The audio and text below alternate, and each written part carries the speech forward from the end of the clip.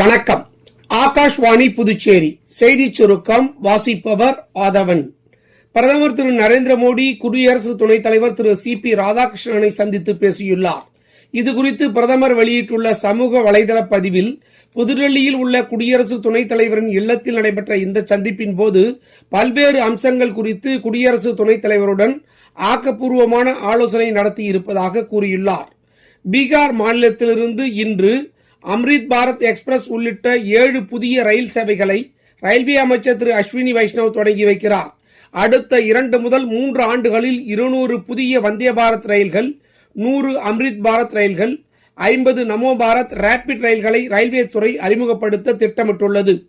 மணிப்பூரில் பாதுகாப்பு படையினர் மேற்கொண்ட தேடுதல் வேட்டையில் தடை செய்யப்பட்ட அமைப்புகளைச் சேர்ந்த 4 தீவிரவாதிகள் கைது செய்யப்பட்டுள்ளனர். மிசோரம் மாநிலத்தில் சுமார் 9 கோடி ரூபாய் மதிப்புள்ள வெளிநாட்டு சிகரெட்டுகள் மற்றும் போதைப் பொருட்கள் கைப்பற்றப்பட்டுள்ளன.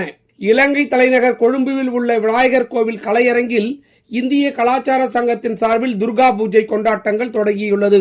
ஐநா அமைப்பான சர்வதேச சிவில் விமான போக்குவரத்து அமைப்பின் உறுப்பினராக தென்னாப்பிரிக்கா மீண்டும் தேர்ந்தெடுக்கப்பட்டுள்ளது.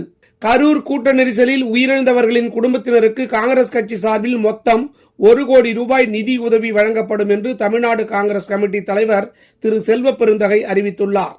மேலும் இதுபோன்ற சம்பவங்கள் நிகழாமல் தடுக்க அனைத்து தரப்பினரும் ஒருங்கிணைந்து நடவடிக்கை எடுப்பது அவசியம் என்றும் அவர் செய்தியாளர்களிடம் குறிப்பிட்டார்.